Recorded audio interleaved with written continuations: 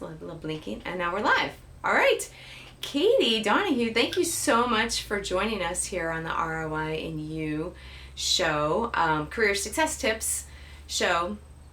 I hosted a couple different things, so sometimes it's like, okay, what am I doing now? But I'm really thrilled to have you here because you have so many great insights as as a financial advisor, as an HR professional, as a marketing professional, and would love to have you talk a little bit about your background and set up some context for our emerging professionals and recent grads that they can get a sense of who you are and where all your insights are coming from.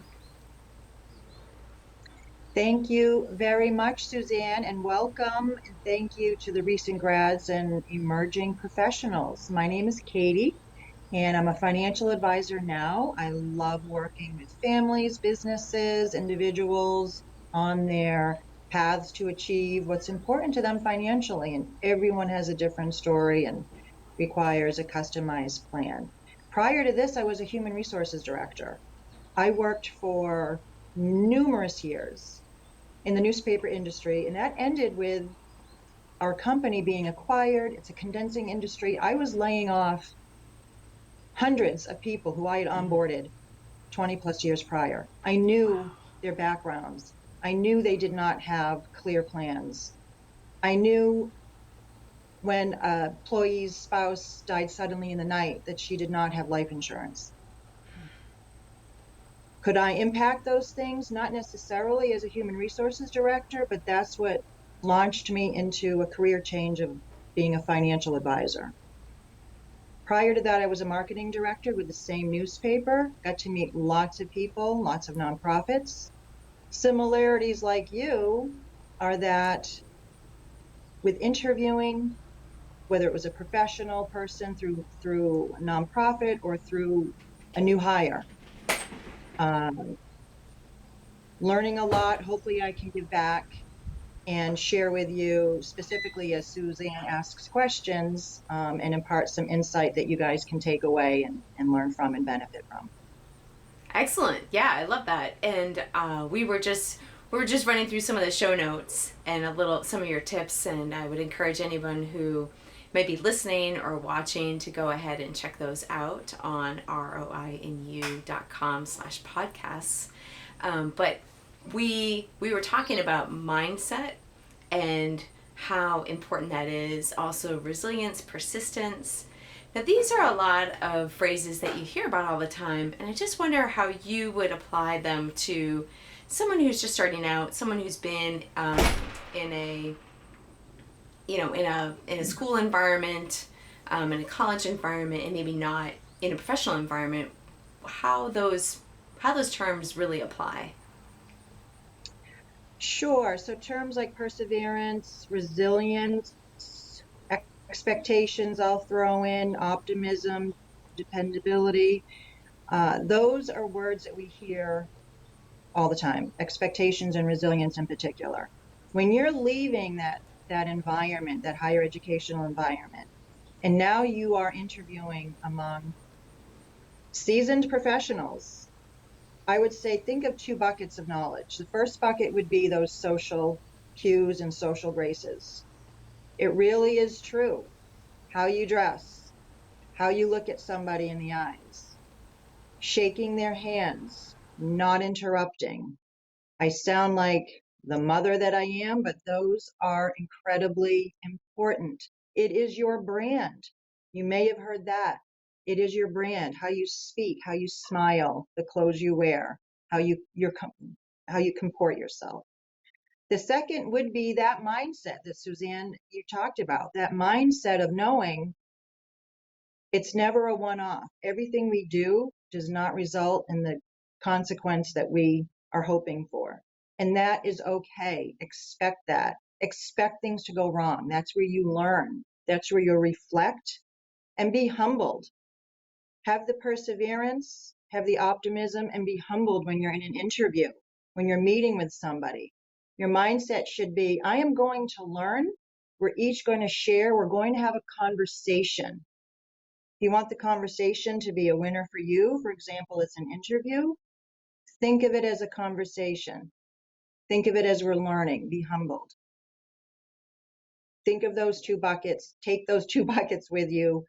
Pull from them, give and take as you go through life. But they are so important and just part of who you are and will help you win those successes. I love it. What are some, because we've talked a little bit about mindfulness, and I was just curious, or mindset, I should say. I'm just curious, what would be some tips around mindset when you are preparing for an interview? I know probably the worst time for me always was kind of sitting in the waiting room or driving there, and usually I would sort of try to cram, right? Like, okay, what am I going to say about this? What am I going to say about that? Right? But that's probably not the best way to approach it. I bet you have much better tips. So I'll take off my current financial advisor hat and put on my previous human resources director hat. And yes, your mindset, be positive. Think of it as a conversation. Our mind can be our own worst enemy when we get nervous. Am I going to stutter? What if they ask me a question and I don't know? I'm not good enough. I'm never going to get this. The more we want something, the higher the stakes are, right? We want what we want. When you are in that interview, do your homework. Dress the part. Please have questions handy. If I am interviewing somebody and I think I like them, and I will go off script and ask them probing questions because I really want some insight into how they are going to fit with the existing team. They don't have a question for me, I'm going to make a note that they weren't interested enough. They weren't curious enough. How is your behavior with me as a human resources director going to transcend to their manager or to a team? So please have a question ready. Please be engaged. Ask about the company. You've heard that a million times. Look up the company, ask them questions. It is so true. Even if it's about the neighborhood or the community or something that you know that's relevant, maybe a ballpark just opened up in the area. To come across as engaged, interested, and relevant are very important when you're sitting across from that table having an interview. What would be a good question to ask that would maybe reflect, or what's one thing that you could research and bring to the interview? Are there any examples that maybe pop up? For the applicant, Yeah, for the college yeah, grad who is sitting there, yeah. okay, I would say go beyond the city and town. Look into the type of business. If it's a newspaper, for example, where I used to work, oh, I saw you were recently acquired. Or I was reading about this annual community event that you do. How do you pick your keynote speakers? It seems like you have such interesting ones. So get a little bit deeper. Perhaps it might be a pharmaceutical company. Think about who their audience is. Is it biotech? Is it cancer drugs? And probe there. Maybe it's something you don't know the answer to, but because you've probed, you're coming across as someone who's genuine. You're showing curiosity, interest, and you're also showing that you want to be a part of the culture. I love that. And I'm just curious what you think about this as a question to say something along the lines of, if you don't mind, I would love to know why you chose to work here. To ask, the person who's interviewing you, say, I'm the student. Do you think that that's I too would, I personal, would, or? no, I would definitely say to the student, you practice your answer because a good HR team is going to ask you that. They're going to ask you, why did you apply? They're going to ask you, what are you looking for? They're going to ask you, why this company? Why this role? Because they're going to be making connections too. They don't know you. They want you to be a good fit. That's what onboarding and your probation is all about in a new company. Those first 3 months typically are to ensure we made a promise to you about the job and what's expected. Now, here's your chance to ask those questions to show us you get it and you really are a good fit. So, to your point, Suzanne, practice those questions, expect to be asked, and practice them so that you can just say them smoothly and with authenticity. Love it. And it all comes down to preparation, right? Yes, yes, yes. Preparation. There is a quote, without preparation, there's no plan.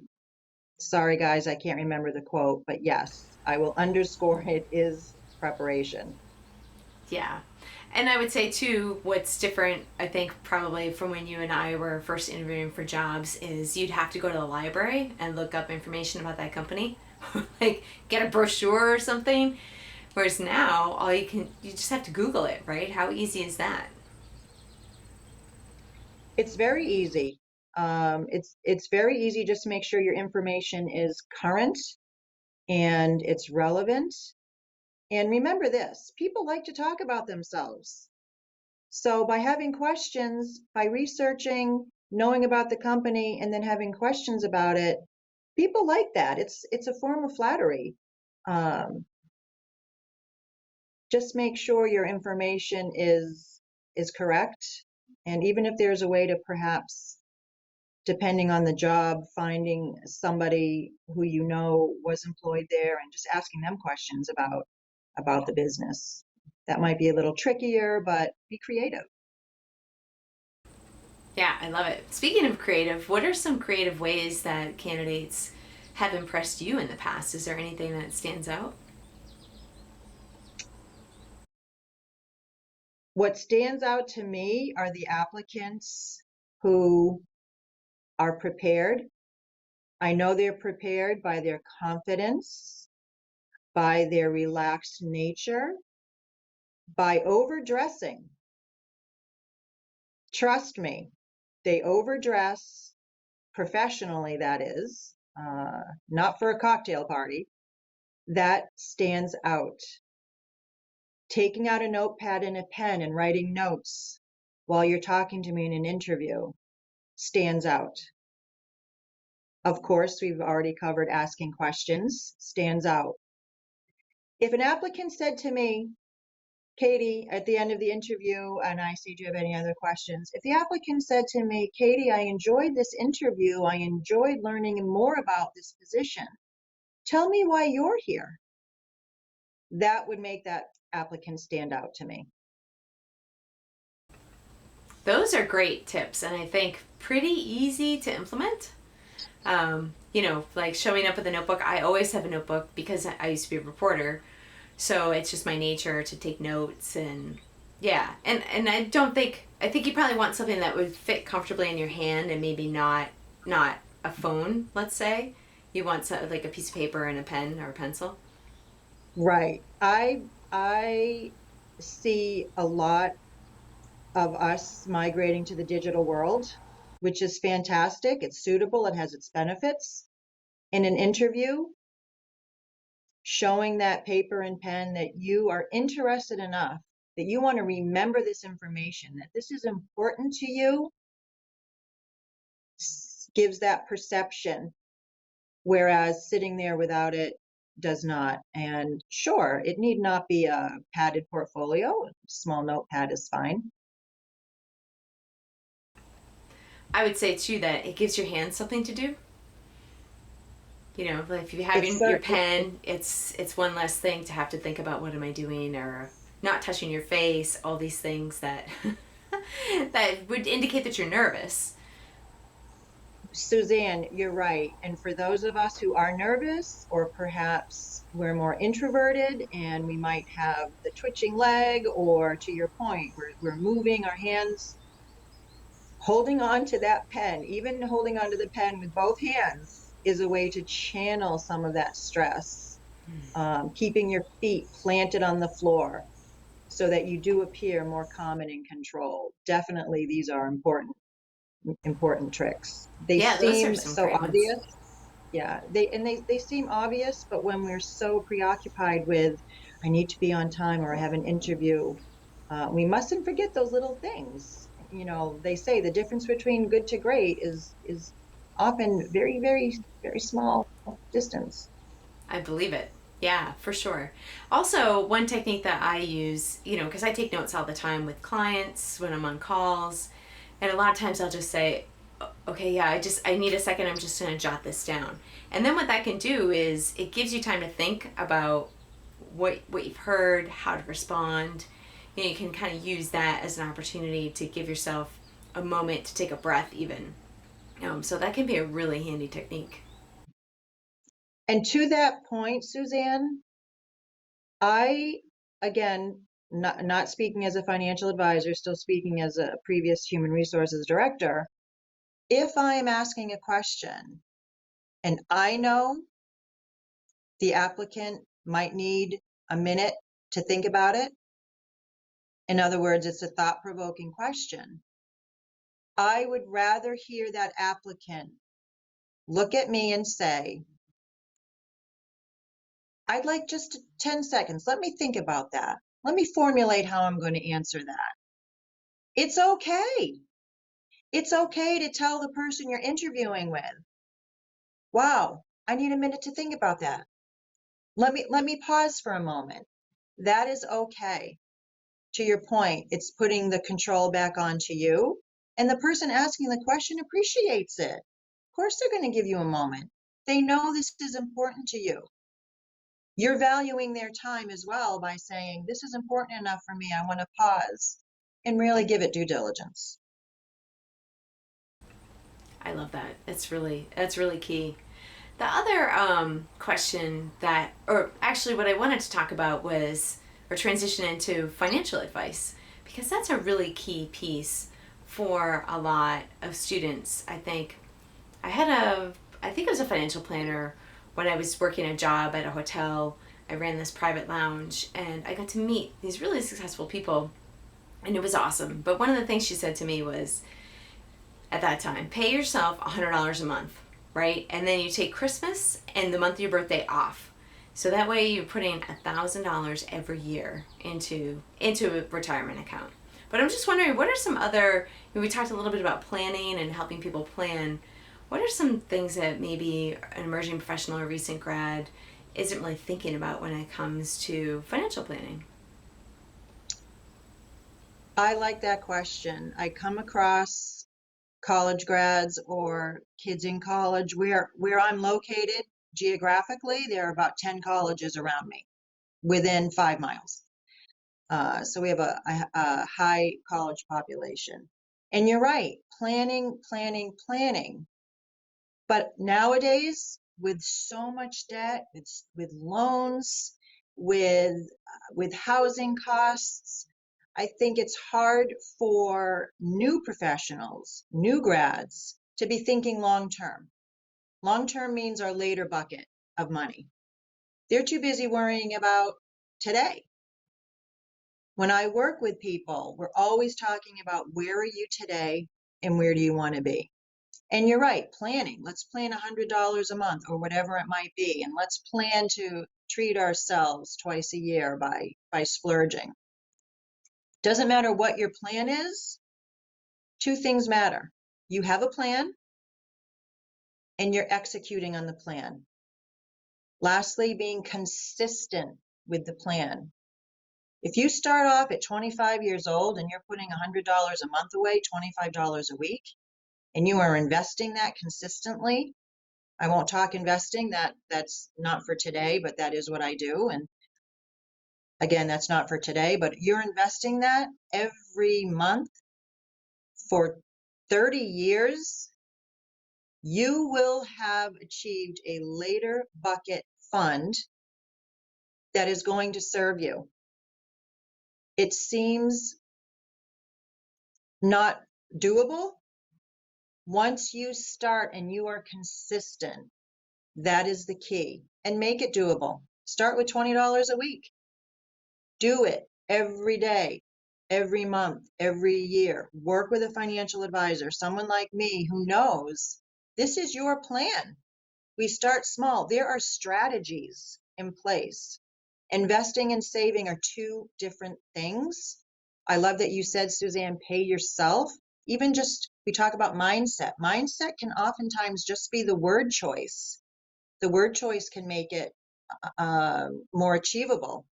So try not to be overwhelmed by what you have in front of you and bills and feeling as if it's going to take me so long, and just start. Work with someone to help you stay on track. That's our job, keeping you on track. But plan, prepare, execute, and be consistent.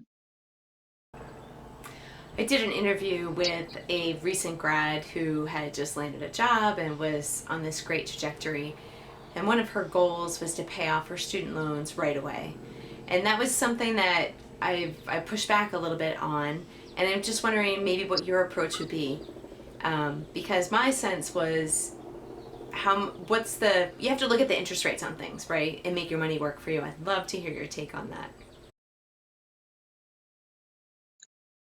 So that is a really good question. And I'm actually talking with someone who is not a college grad. She's in her third year, I believe. And I'm giving her some complimentary time. She has some cash, what I will call emergency cash. Anytime we have cash ready available, I call that your emergency cash. Because if something goes wrong, you need new brakes, you need a dehumidifier, you need a Christmas gift. You're taking it from that emergency cash, that money today, that today money. She asked me that same question, Suzanne. Here are my bills. Here's the interest rate. Here's what she has a gift that comes from her parents every year. And she also has her savings account. And her question was, if I hurry up and use my savings to pay these balances, is that a wise choice for me? So anyone who is listening to this, think about your cash flow. Think about your income down the road. Where are you in the job market? How close are you to securing a position? With a full-time position, oftentimes you have access to an employer retirement plan. Your extra income might help pay off some of those immediate debts. So it's not a cookie cutter, one size fits all, but think about those things before we want to deplete our cash, deplete that emergency fund to save a little bit on the interest side. Is it going to be a net gain for you? And talking with a financial advisor who can give you a complimentary half hour or so might be another option for you.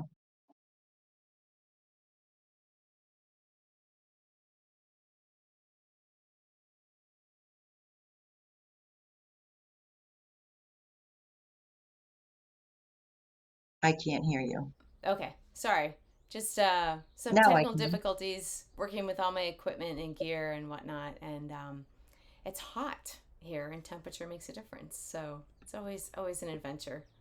No, I'm happy to hear that because I obviously I'm not a financial advisor, but I wanted to make sure that I was giving her good advice and good information in terms of what do you do next? What do you focus on? So I love that. Well, we just have a few minutes left, and I'm just curious, Katy, are there any thoughts or suggestions that you might have for our recent grads in terms of their career trajectory?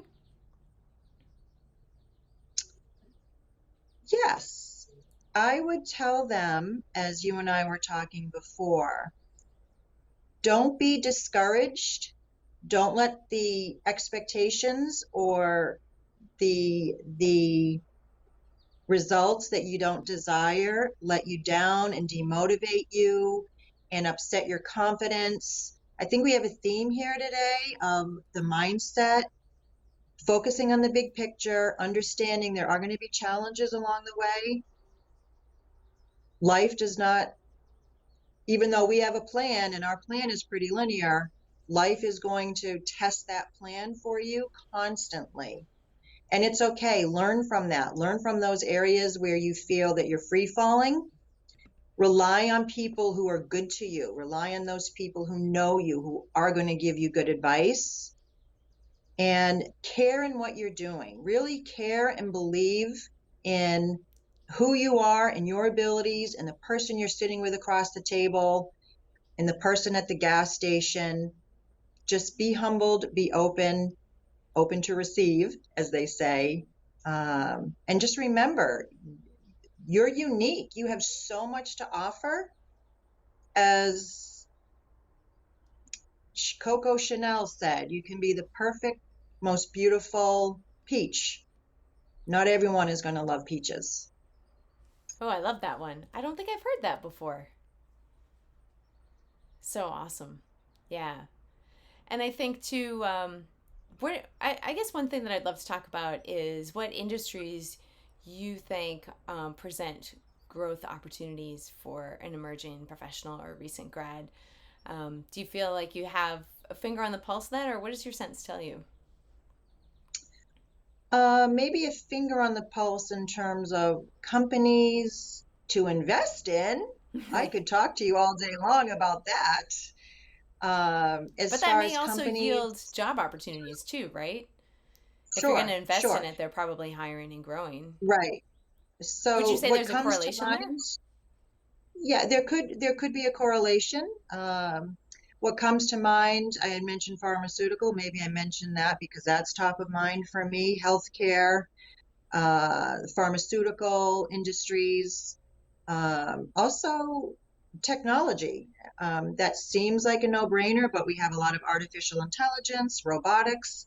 So it's not just a category, but what's under the hood, what area under the hood. So technology, for me, it would be more of the artificial intelligence, robotics. I would say too, manufacturing. Um, would be different. Maybe not the oil sector at this point, lots of volatility, but think about those areas. I suppose there would be a correlation, Suzanne, when we look at fundamentals from businesses and publicly traded ones. The fundamentals, that means the balance sheets. What are they doing with their profits? How profitable are they? Are they coming up with too many things where they're not able to focus and keep up with competition in their industries? Or are they really honing in on maybe one particular area so their balance sheet, their fundamentals are going to be stronger? Definitely doesn't hurt to pay attention to that. I love that. Yeah, at one point when I was at the Boston Globe, I was really religiously looking at their stock performance because I was trying to decide, there was an employee stock option plan and I bought into it when it was good. And then, as you know, newspaper industry on the decline in the 15 years that I was in it. And when I started the Globe, things were still looking okay. And then, 6 years later, it was a totally different picture. They were offering buyouts. And so I took a voluntary buyout, but I got in the habit of paying attention to what was going on with the stocks because we were owned by New York Times at that time. So what's happening with So, that? yeah, and Just tracking it. here's something to add to that thought, if I can uh, disrupt my video for a moment. So Yeah. getting back to the interview and your grads, um, this is probably a good way to, we've come full circle, which is, you just mentioned the newspaper industry. I've mentioned it as well. There was a time, maybe what, 20 years ago, where the Yep. newspaper industry's fundamentals completely changed because they needed to buy newsprint. They needed to buy the paper in order to print the news on. And if our listeners want to look up the situation with paper, it became tremendously costly. Therefore, it was eating into profits of these companies. So when you're asking questions, look into things like that. Really be creative and curious when you're looking in these businesses and sitting there across from the table, and it's your turn to pick the brain of the HR director. Yeah, absolutely. Well, that was one of the questions that I asked in my interview is you're offering buyouts and why am I here? Like why are you hiring when you're offering buyouts? And the answer was, we need to bring in new voices and new energy and new perspective. And, in essence, those people were very costly. And for them to retire under a package, they were coming out whole at the end. So it wasn't like they were just booting people out the door. They had been there for decades. And then after I had been there a while, it was like, oh, okay, I see. And if we have a moment, I would also add to the listeners that just because a company is offering buyouts doesn't necessarily mean the company is on its way out. It could be that they're expanding into a new terrain. They're recognizing their company needs to move into the digital arena, for example. So they're changing how their company is operating. So that could be a good thing that they're offering buyouts in one area so they can grow, to your point, Suzanne, in another area.